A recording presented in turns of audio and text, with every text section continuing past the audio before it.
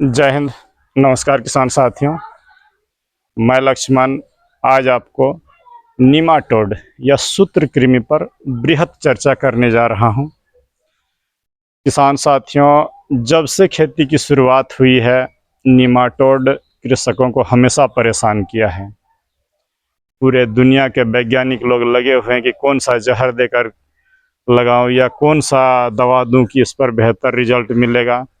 तो बस यही जान ले, आज तक न इसे कोई मार सका है, न मार के ख़त्म कर सकेगा।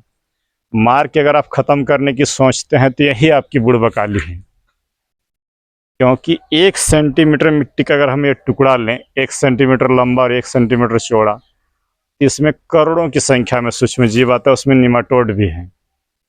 और जहर के माध्यम से अगर इस मिट्टी से मैं सभी सूक्ष्म जीवों को मार दूं तो आपकी खेती भी बंजर हो जाएगी। तो ज़्यादा जहर के प्रयोग करने के बजाय मैं ये कहूँगा कि क्यों न इसको अच्छी तरीके से मैनेज किया जाए।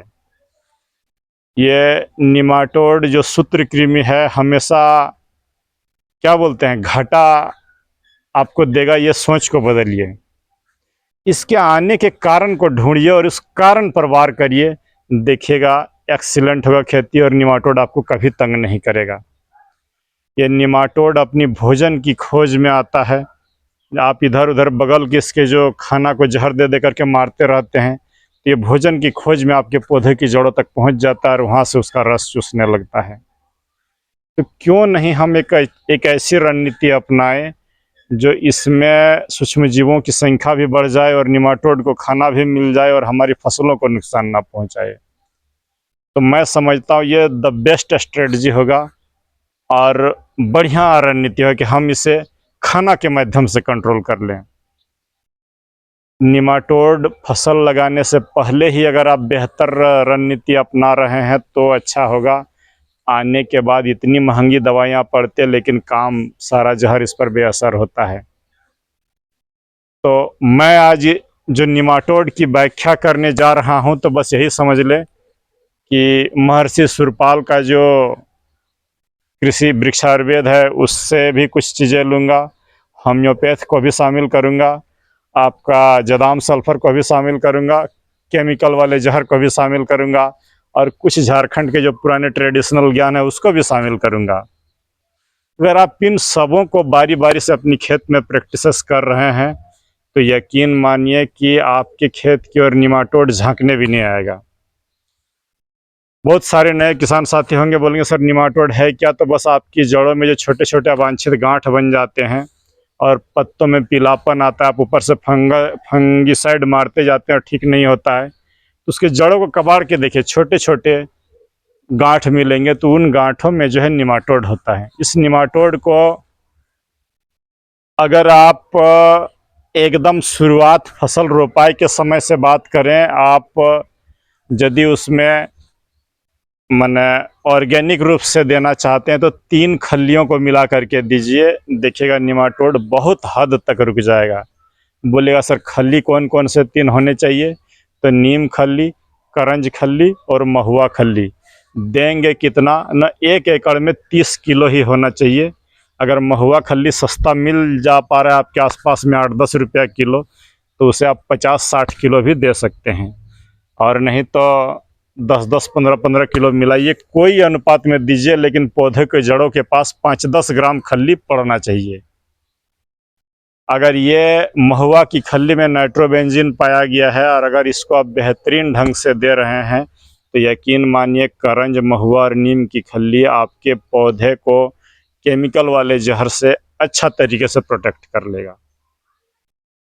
लेकिन आप बोलेंगे सर कहाँ मिलेगा? तो ये कहाँ का सवाल आपको खुद ढूंढना होगा, और जब निकलिएगा तो बोलता है ढूंढने से खुदा मिल जाता है। तो ये नीम और करंज की खल्ली क्या चीज़ है?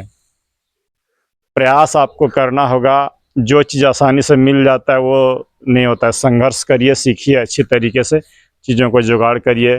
गूगल बाबा है, इंडिया मार्ट है और ये बहुत सारे हैं जहाँ पर आपको सस्ता मिल जाए। कभी ट्रेवल कर रहे हो कहीं तो वहाँ से भी आप लाइए नीम, करंज और महुआ की खल्ली। चलिए, ये है आपका रोपाई के समय। अगर आप मिट्टी में अच्छी तरीके से सोलराइजेशन कर दे रहे हैं, गर्मा जोताई कर दे रहे हैं, तो 50% निमाटोड के सूत्रकृमि वहीं आपका नाश हो जाता है।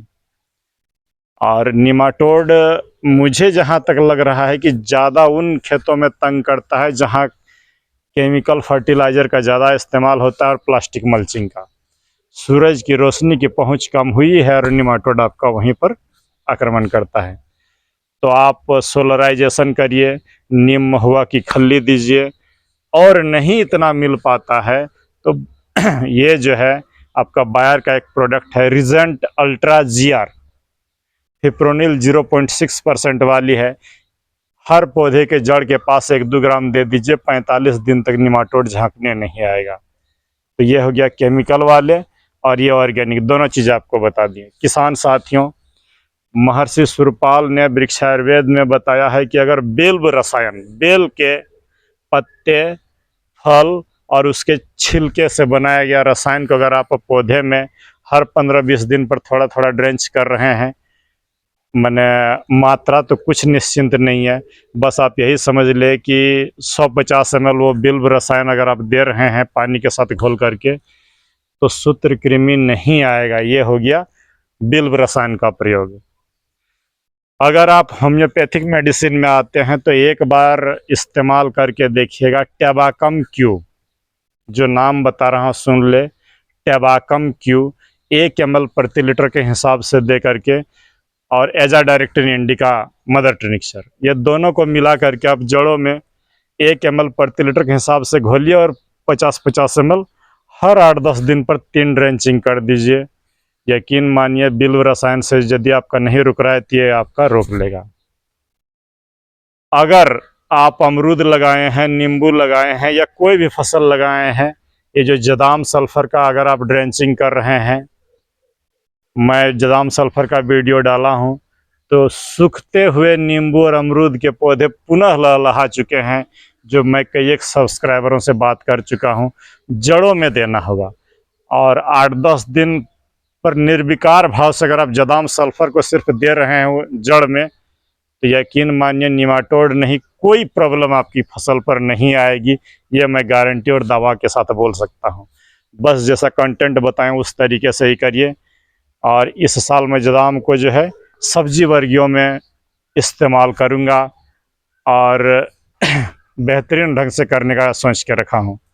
किसान साथियों, ये हो गया आपका होम्योपैथिक बता दिया, महर्षि पराशर का बिल्व रसायन बता दिए, ये जदाम सल्फर हो गया। ये 3 हो गया आपका ऑर्गेनिक खेती के लिए बेहतरीन चीज़ें हैं। ये तीनों का कोई जोड़ नहीं है, लेकिन आपको तत्काल चाहिए, आप लंबा मन सस्ता वाला आपको पसंद नहीं लगता है, तो आप जो है निमाटोड आ जाने के बाद आपको बायर की जो वेलम फ्लेक्सी है उसका 1 ml प्रति लीटर के हिसाब से घोल करके ड्रेंचिंग करना होगा। स्प्रे से कोई दवाई से काम नहीं होता है, बहुत महंगा है, 250 ml प्रति एकड़ पड़ता है, तो उसका कीमत 2100 रुपया है। और अगर आप 2100 रुपया का टैबाकम क्यू या जदाम सल्फर ला रहे हैं या फ्री का बिल्व रसायन बना रहे हैं, तो आप इस सूत्रकृमि से 100% नियंत्रण पा सकते हैं। या महुआ खल्ली वाला दे रहे तो उससे आपका उपजाऊ भी बढ़ेगा, और क्या बोलते हैं, ये आपका सूत्रकृमि भी निपट जाएगा। तो ये ऐसी बेहतरीन चीज़ों को छोड़ करके हम और आप जल्दबाजी में दुकानदारों पर 2100 रुपया का अगर आप जा कर के दे देते हैं और वो 8 दिन भी नहीं संभाल पाता है, तो मैं कहूँगा कि बेहतर रणनीति की ओर बढ़िए। आप ऑर्गेनिक रूप से करना चाहते हैं तो वो तीनों खल्ली मिला के दीजिए, नीम महुआ और करंज को। केमिकल में देना चाहते हैं तो बायर का रिजेंट अल्ट्रा को जड़ में पहले से रोपाई के समय दे के रखें। केमिकल नहीं देना चाहते हैं कोई बात नहीं, सिर्फ जदाम सल्फर को दीजिए, नहीं तो टैबाकम क्यू को दीजिए। आपके जो अमरूद वगैरह के बाग है सूखने से बच जाएगा। तो आज सूत्रकृमि पर इतना ही किसान साथियों।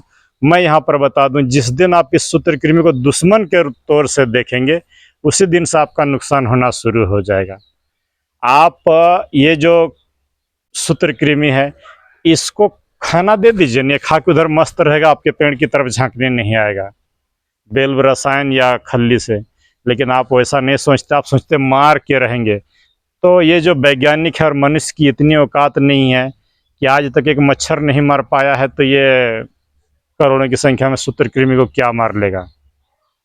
ये आप खुद सोच के देखिएगा कि हम लोग कितनों भी कुछ कर ले, हर साल लाखों लोग मलेरिया मच्छर से मर जाता है। तो बस इतने कहूँगे, उसको मैनेज करने सीखिए, मारने का क्यों सोचते हैं। जिस दिन अपनी रणनीति को बदल लीजिएगा, खेती कभी घाटा का सौदा नहीं होगा। लेकिन बगैर सोचे समझे काम किए हैं और खेती घाटा देगा, और अच्छा घाटा देगा। तो चलिए मिलते हैं किसी दूसरी वीडियो पर। धन्यवाद, नमस्कार, जय हिंद।